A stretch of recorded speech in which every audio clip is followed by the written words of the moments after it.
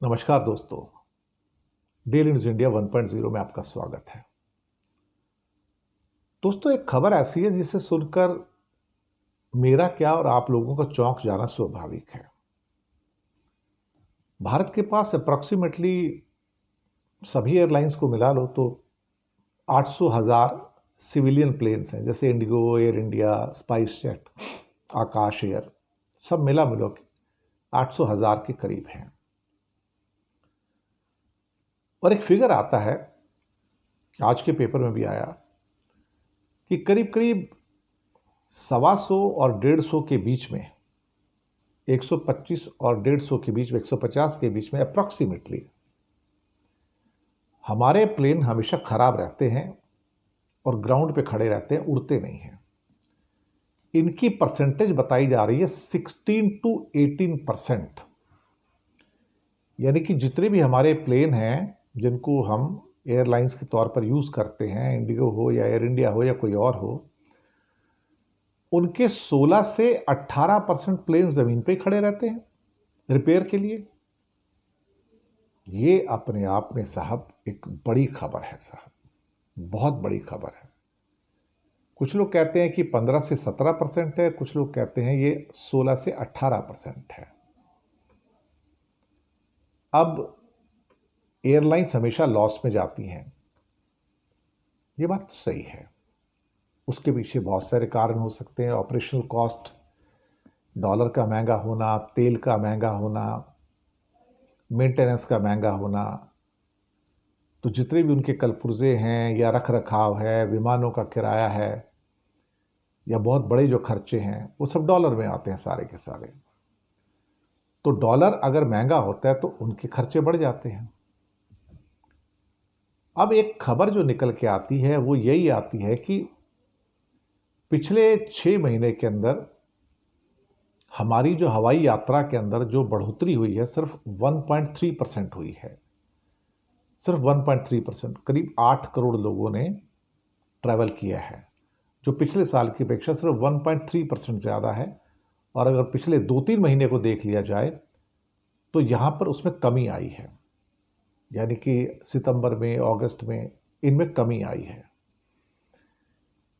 अब सवाल ये पैदा होता है कि अगर ऑन एंड एवरेज 1,25,000, 1,25,000, 1,30,000 के आसपास लोग, 1,30,00,000, 1,25,000, 1,25,00,000 के आसपास या 1,25,000 के आसपास हर महीने अगर लोग ट्रैवल कर रहे हैं, तो फिर जो हमारे सारा जो फ्लीट है उसका 16 से 18% फ्लीट ज़मीन पे क्यों खड़ा रहता है हमेशा?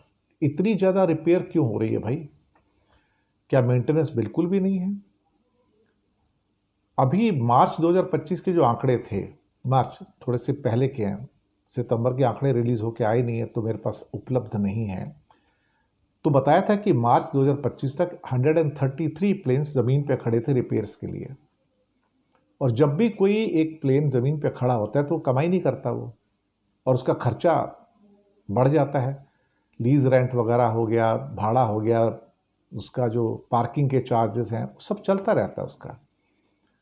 और साथ में उसका जो फिर जो रिपेयर करना है, उसके कलपुर्जे अमेरिका से आएंगे या फिर यूरोप से आएंगे, और कई बार उनके साथ प्रैट एंड विटनी जैसे इंजन्स की प्रॉब्लम है कि वो उनको ज़मीन पे पहले इंस्पेक्शन के लिए रखा जाता है, या बीच में एयरबस की भी कुछ प्रॉब्लम्स आई हैं, 787 की प्रॉब्लम आई हैं।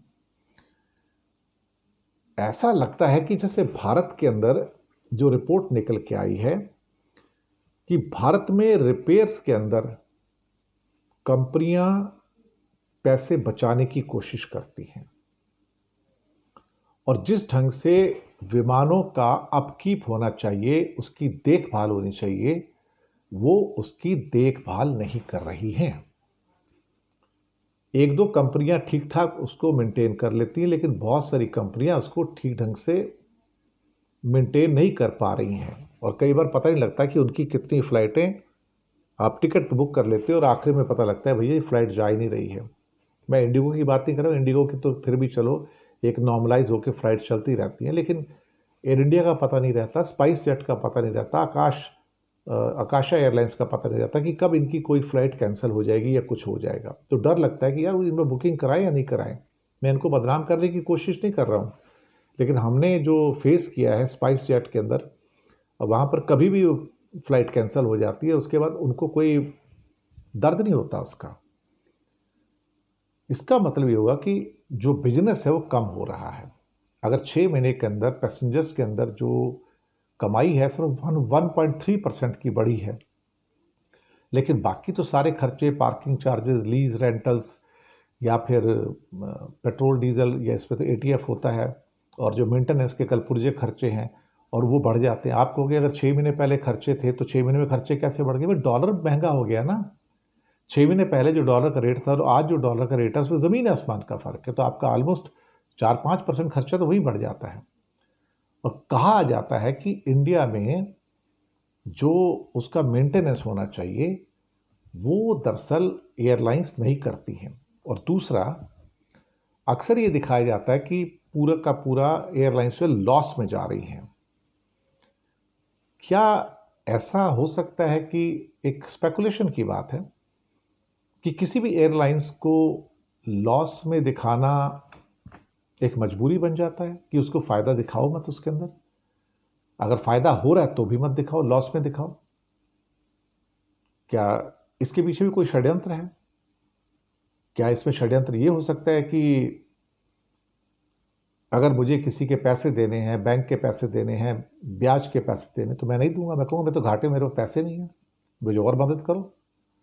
तो हो सकता है कुछ एयरलाइंस ऐसी हो सकती हैं जो लगातार कहेंगी मुझे फंडिंग चाहिए, मुझे फंडिंग चाहिए, मुझे फंडिंग चाहिए, मैं उसके बिना काम नहीं कर सकता हूँ।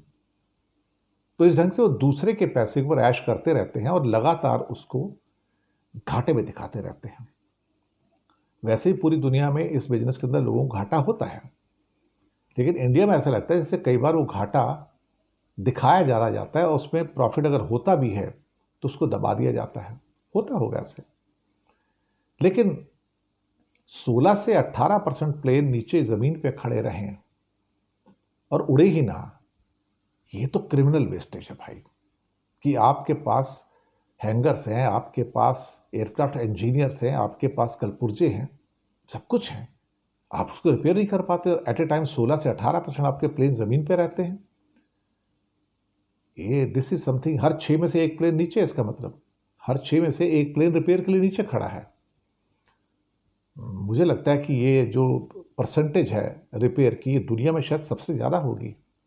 दुनिया में जो अच्छे देश हैं उनमें दिस इज समथिंग, एक काइंड ऑफ किलर थिंग, ये तो मैं कह सकता हूँ 100%।